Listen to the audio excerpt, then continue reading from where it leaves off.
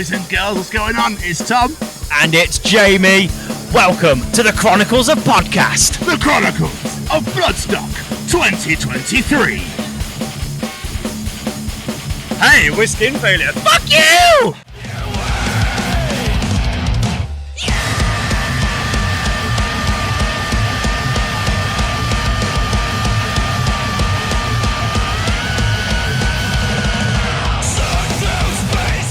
Seriously though, how are you guys doing? Are you well? Yeah, really good, thank you. How are you both? Oh, no, I know, no one ever asked. Oh, I'm having a moment, hang on. See, I am nice, really. No, mate, we're buzzing. Like, it's sorry to just quickly deflect. Not at all. This is our first time doing press, so nice. Getting to do this is absolutely amazing. Getting to chat to incredible people like yourselves is absolutely wonderful. So, thank you so much for taking time to chat to us. Pleasure. How's your Bloodstock been so far? Have you been here all weekend, or? Yeah, good. We got here quite late yesterday. Okay. We tried to catch some flames. We were fighting with our tents for an hour. Because apparently, despite camping for all our lives, we can't do tents still. So we heard them, and they sounded very good. They were excellent. Our vocalist, who is not camping, was there, and then went backstage with them, so he had a wonderful time. Yeah. Guys, he's great. He's a great guy. Yeah, exactly. Listen. It's like, oh, I was backstage with Architects and In Flames, and we're like, we were fighting with a fucking tent. And then Killswitch Engage, yeah, were amazing. Really. Oh, dude, proper I mean, throwback for us, like. Opens with a banger as well. Yeah.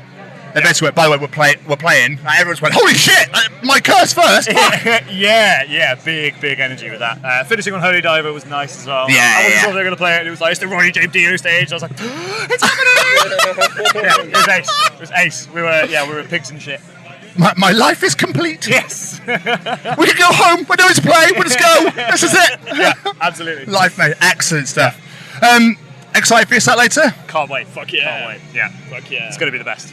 Yeah? Yeah. I mean, for festivals, though, do you plan accordingly? Say, because obviously, for a Skin Failure gig, obviously it'd be majority of people that know you and want to see you, but for a festival, obviously you might be trying to draw new people in and whatnot. Yeah. So, like, do you plan the set accordingly? So let's just play all the bangers and draw as many people in as possible, or can it just rain so people have to come in for shelter? We are doing a little rain dance later. If it rains as we're on the only stage with cover, we're going to do a little boogie.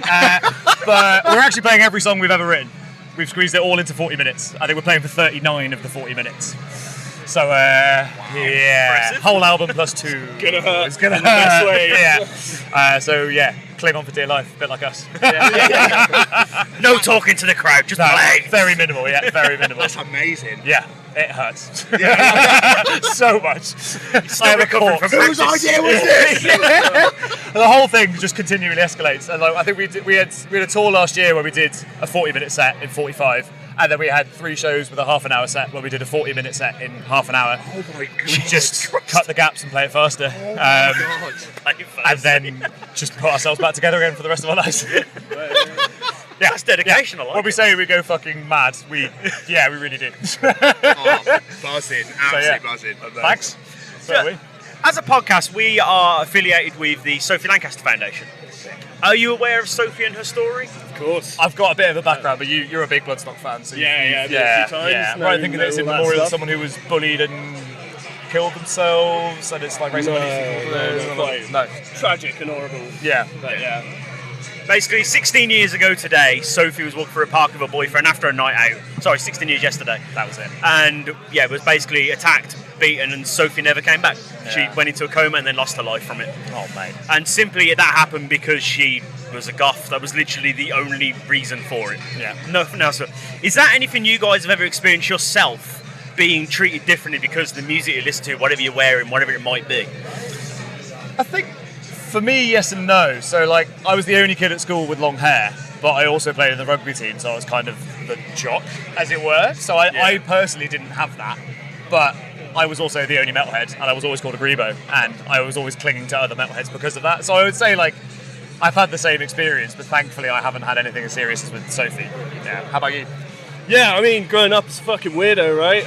But I mean, that's the tragedy of that, is like, blessed should be the weirdos. These are the people that fucking make shit happen in life and create interesting art, and like, the idea that people are shunned from society from it is fucking bullshit, basically. Get to fuck. Yeah.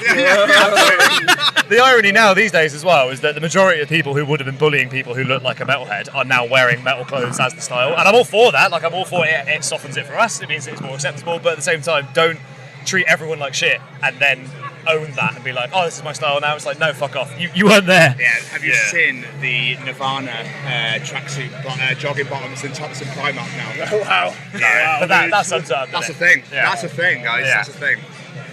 It always feels a bit gatekeepy being like, no, you can't wear that. So I'm not, like, everyone wear whatever you want, but don't be a dick. Yeah, full stop. Basically, yeah. Don't be a dick. That's what it comes down to. Yeah, it's exactly that. But I don't know if you've noticed, like, when we've been walking around Bloodstock, there's so many kids here. Yeah. And, like, there's babies here. Yeah. So that next generation, people who will become Sophie's age, will become our age, they'll be on these stages themselves one day, maybe. Absolutely. What do you think a charity like the Foundation could do to help support them as they're growing up in this subculture, this environment of being a metalhead? I'm not sure, to be honest. What kind of role do you currently do, if that makes sense? Like, what is the foundation currently doing? Because I don't want to say, like, do this, and you're like, we already are. Do you know what I mean? Look, one of the main things they do is they go into schools and they teach young people that being different is okay. Yeah. There's nothing wrong with that, you know. You just don't need to pick on people, bully them because they're a bit different. Yeah. And, you know, they're raising that awareness for people, and they're there for people who are going through it as well. So it's things like that they're doing in the moment, but obviously they want to know what else they can do. So that's why we're trying to get feedback from people in this environment and go, well, when I was younger, this would have really helped me. I think having a hub for people like that is really important. So the more things like the music scene and local venues survive, the more we all benefit, not just the musicians. I think there was a venue in Gloucester growing up, and they'd had a metal night every month, and that was like my first kind of social thing. Yeah. And so I think, like, for me, creating more safe spaces for those people. But you're absolutely right. I think educating people to ultimately not be a prick, but say that be different, you know, is not only okay but great. Do you know what I mean? And I like to think that with the progress we're slowly making with, like, gender identity and sexuality in schools, hopefully there'll be a general air of acceptance, I think. I hope so. Yeah. I really do. But taking it back to you guys, you got a busy week ahead of you because you're off to ArcTanGent in a few days, aren't you? Yeah, absolutely. Yeah, Wednesday. So home from home. Yeah, absolutely. It's gonna be a lovely little homecoming after big scary Bloodstock. But yeah, can't wait. We go every year. So a bunch of us have played every year now, which is really nice. Not with Skin Failure, but yeah, can't wait. I think we're at about 5 o'clock. Turn up, tear the place down, smash a load of beers, done. Yeah. Skin failure business as usual. Every day, right? Yeah. Incredible. But obviously you guys are going on a little mini tour. You got shows in Manchester and London. Beers for Fears mini tour. Great name. Great name. When I was reading it, I was like, I don't care about the dates. I just need to talk about this name. It's fantastic. How excited are you for these shows? Yeah. Pumped. Yeah, really can't wait. We're playing Manchester for the first time on the 31st, which will be really cool, with a sick band called El Muno, who are good chums of ours. Then we're playing London at the Signature Brewery. I think we're going to have a beer alongside in our name is the goal. I'm not sure yet, nothing confirmed, but we're going to try and get a beer brewed and have that on stage. That is amazing. Siggy Brew, by the way, shout out to Siggy Brew. They throw copious amounts of beer at us the entire time in return for us just being dickheads with it. And we really, really love you guys. Thank you. It's very nice beer. Buy the beer. And endorse us. Please, we don't mind. Please. Great. Guys, this has been amazing. Thank you so much for taking No time out worries. to talk to us. Thank you. Absolutely smashed Pleasure. that stage. Pleasure. Thank you so much, guys. Smash it later. Well done. Thank you. Cheers, guys. Amazing.